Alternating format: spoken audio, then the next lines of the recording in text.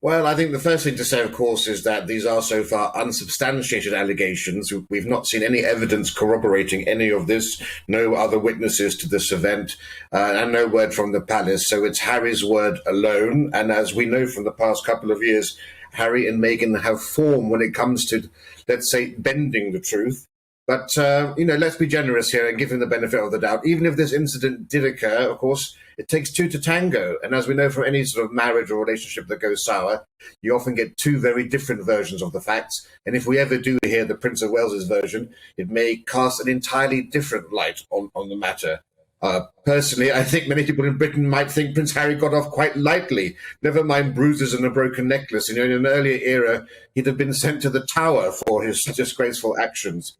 But what I think it's worth noting is that for all of their alleged honesty, and it goes to the book as much as to the documentary, in the long and tawdry history of the Harry and Meghan story, we've never once had them admit a single error on their part or a single mistake. If you watch the documentary, and as I'm sure you will see in this book as well, everything is always someone else's fault. It's the monarchy, it's the media, it's even Brexit voters that have you believe that they're completely faultless and without blemish. And of course, I would hope that even their supporters understand that that's impossible to be true. And I think you have to view this alleged incidents in that light. I mean, it's interesting that in this extract, which has been leaked, the Guardian's got hold of, one of the sort of big complaints against William is that he called Meghan difficult, rude and abrasive. Well, it's not as though we haven't heard that from other people as well. It seems an odd thing for Harry to have put in the book, in a way. Yeah, well, they say love is blind, right? And I think it's quite clear that Harry's completely blind when it comes to the machinations of his wife Meghan, the Yoko Ono of the royal family. I mean, look at it from Prince William's perspective. This is a man who spent his life protecting his younger brother and protecting and trying to protect the royal family. And you can see why he would be so concerned in 2019 with all of these terrible things happening to his family and breaking up their relationship. And as he sees it, trying to protect his brother from getting too far involved with Meghan Markle.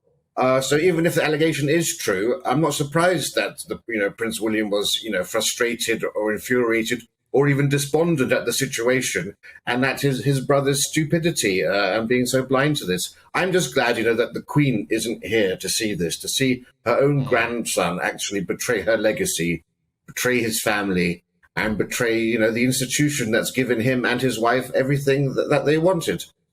I mean, one of the things we heard earlier in the week from the previews of the interview were that he wanted his brother and father back.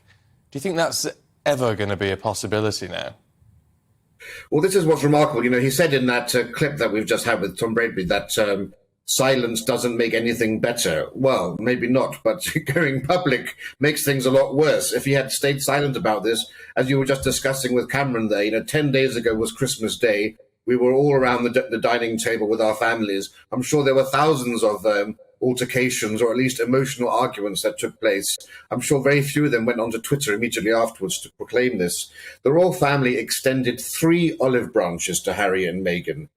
We had the king referring very warmly to them in his first speech when he ascended the throne, saying Harry and Meghan are building their lives overseas. We saw the Prince and Princess of Wales extend an olive branch by inviting Harry and Meghan to join them in viewing the flowers laid by well-wishers outside Windsor Castle after the death of the Queen, a magnanimous gesture. And most magnanimously, if reports are to be believed, the King also opened a door and an invitation to them both to attend his coronation.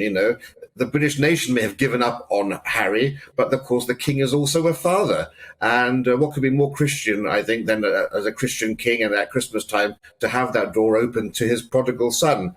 Now, I think with this book, if the excerpts are to be believed, I think that door is on the way to being firmly shut.